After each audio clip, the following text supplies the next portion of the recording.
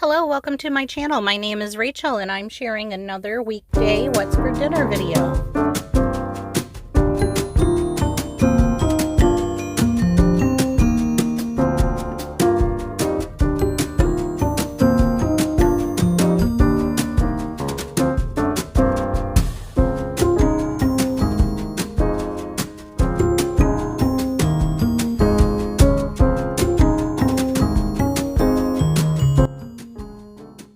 It's Friday evening and for dinner I'm getting some cube steak into this heated up pan with a little bit of oil in the bottom of it.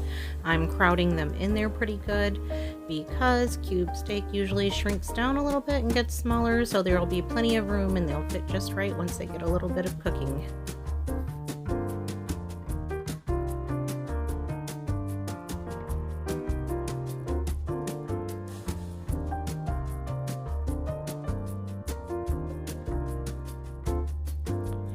To season them, I'm just using some garlic powder, onion powder, and salt that I mixed together in a container.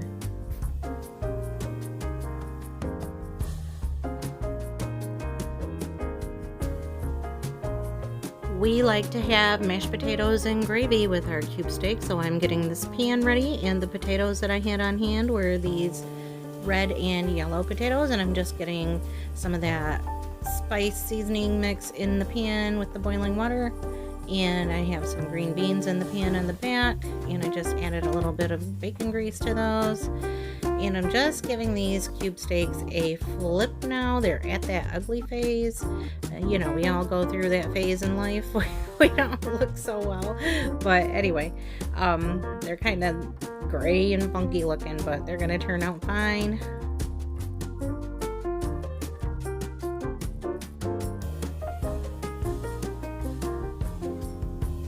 Now that these cube steak have cooked through and there's a little bit of liquid in the pan, I'm going to get the gravy started. I'm using a packet of brown gravy mix.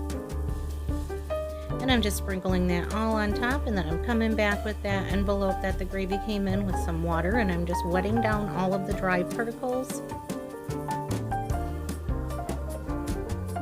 I did not measure this, obviously. I don't believe I used a whole envelope of water. It was just enough to get all of the...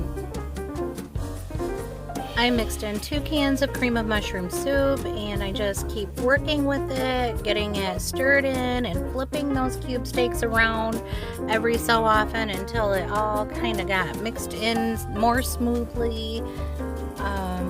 Kind of feel like these cheaper off-brand cans of cream of mushroom soup come out chunkier than the Campbell's. That's just my thoughts on that. So it does take a little bit of working, and I've got my potatoes and my green beans going at the same time on the stove here, and I'm just gonna, like I said, I just keep working with them, and that gravy will turn out eventually. Just stir it and let that cook down and kind of liquefy on you, and it'll be gravy in no time.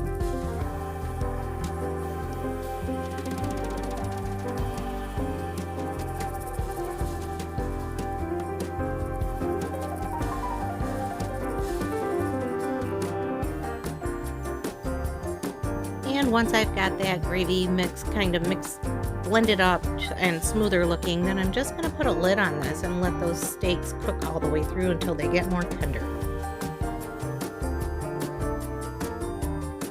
Meanwhile, our potatoes are done cooking and they're nice and tender and ready to be smashed. I did not feel like using my electric mixer, and I don't have a potato masher, so I'm using this meat masher and just putting some butter in there, and then my husband volunteered to come in and get them mashed up. I guess maybe he thought I wouldn't get them as mashed as he would like them, and that's probably true because I don't mind lumps. So he's using his muscles, and I added some milk in there, just eyeballing it a little at a time. You can always add more, but you can't take it out if you get too much. So I'm just gonna add in the salt and pepper while he mashes away. We don't usually like the skins on our mashed potatoes, but there was no way I was gonna peel all of those little itty bitty potatoes. So once we have our milk and our butter and our salt and pepper added to our potatoes, these are done and dinner is ready.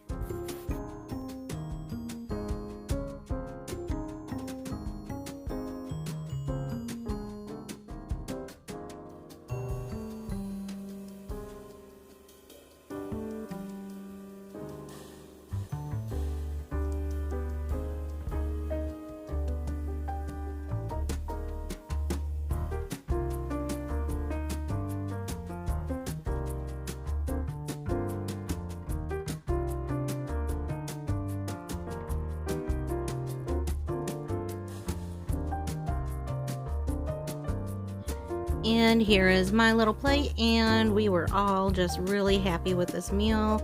It just really hit the spot. There's just something about warm mashed potatoes and gravy on a cold, rainy day. And the mashed potatoes were the star of the show, in my opinion. And that gravy turned out perfectly.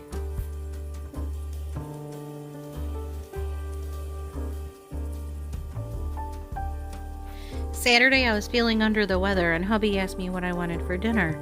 I said either soup or spaghetti. I know, that's weird. Who wants spaghetti when they're sick? I guess I just want all the comforts when I'm not feeling well.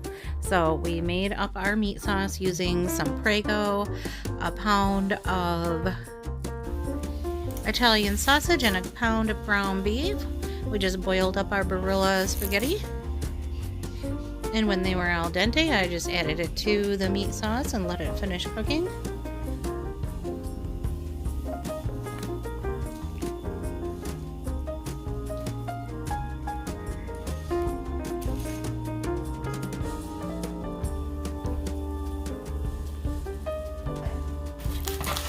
We had some garlic bread to go along with it.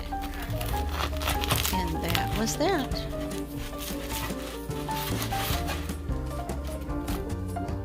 Of course, we made enough spaghetti for 50 people, but why not?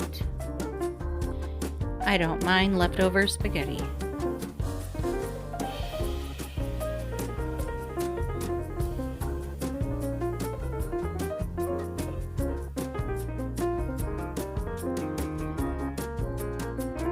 I just topped mine with some grated Parmesan cheese and had a piece of garlic bread on the side.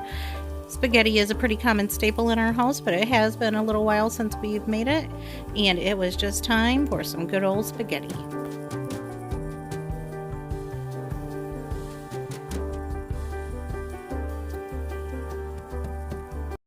On Sunday, I had a taste for some shrimp boil and decided to try the sheet pan shrimp broil instead.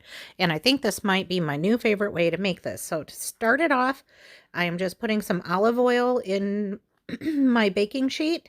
I'm spreading it around with one of these little brushy things, making sure that the whole bottom of the baking sheet is covered because, as you can tell, this is a very well-loved baking sheet. And so then I get to work getting these red potatoes cut into bite-sized pieces. I was in kind of a rush. I had been out grocery shopping, and I got back a little later than I had planned on. I was looking for something that Cameron needed for his Halloween costume. It took a lot longer to find it than I thought it would, so I got home a little later, got started on dinner a little later than I wanted. We needed to leave early so that we could get a good parking spot. The family was meeting in another town so that we could all go trick-or-treating together. And so I wanted to get dinner done before we left. And I am using this frozen corn, and I got this at Gordon's when I went to the store.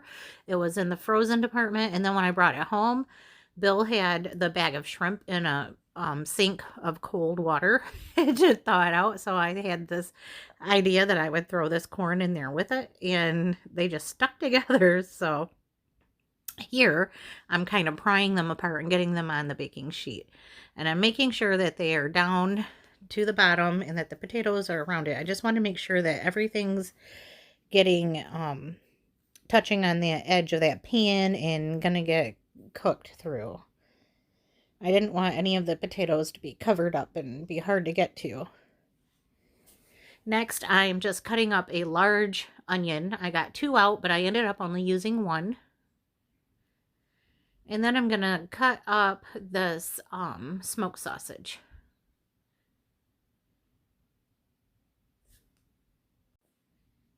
And I'm just chunking it up into bite-sized pieces. I could have made it prettier and more even, but I was in just such a hurry. I wanted to get this in the oven so that it could get done and we could eat before we left. And so when I'm in a hurry, sometimes I just don't care, so some pieces may have been a little bigger than others. And I just laid them all around on top. And ideally, I guess I should have made like 2 pans of this instead of trying to fit it all onto one. But like I've said before, I just don't. I'm so impatient. I don't think things through and I will just overcrowd things. But it usually works out, and this did too.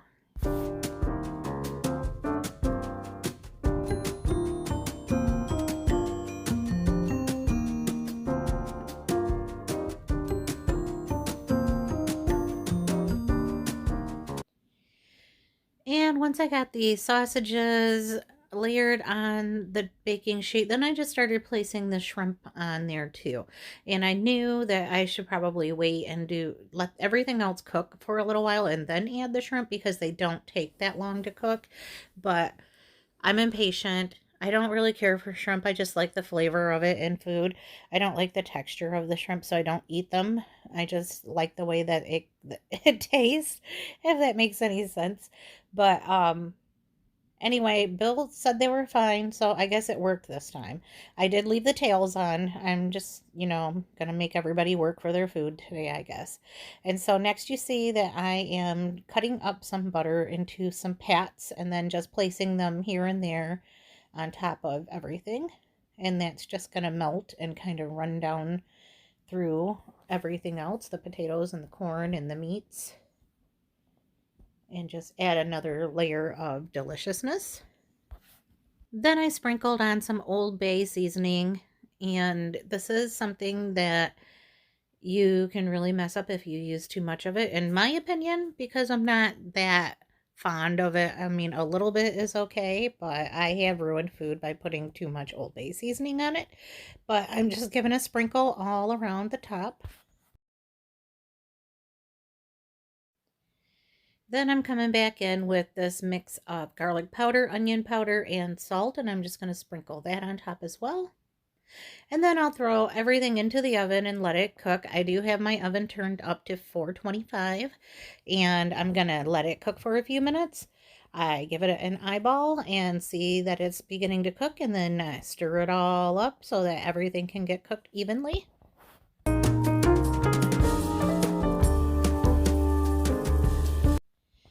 I would say this was after 10 or 15 minutes that I come back in, and I'm going to flip things over. And really this cooks up pretty quickly depending on your potatoes. And I did cut mine kind of small so that they would cook pretty fast, and I have my heat up. There is quite a bit of liquid down in the bottom of this pan, which is fine. It made everything kind of blend together and taste really good without actually having so much liquid that it's boiling over. And so once I get this all kind of flipped and turned over and mixed in, then I'm just going to pop it back in the oven for about 15 more minutes.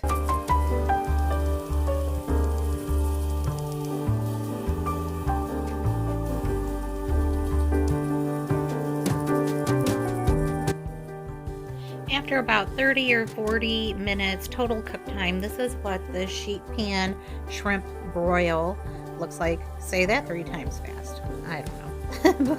And then this is my plate, and my husband really enjoyed the crispy pieces of burnt sausage. So keep an eye on that if you don't want your sausages that well done, but that's how we like them, so no complaints here. After dinner, it was time to meet up with the family and do some trick-or-treating.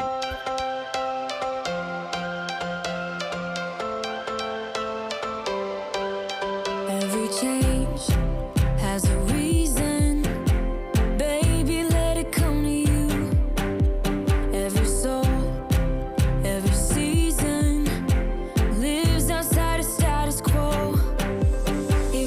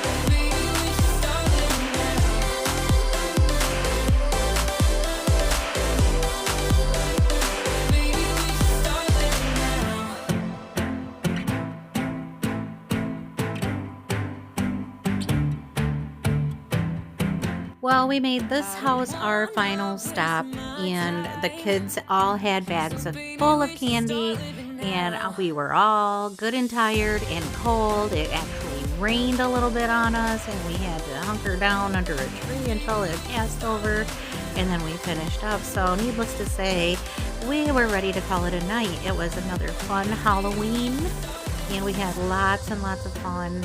It was so good to see the family and the kids all dressed up for Halloween, but we are ready to call it a night. And it was another busy weekend full of stuff, but we wouldn't have it any other way.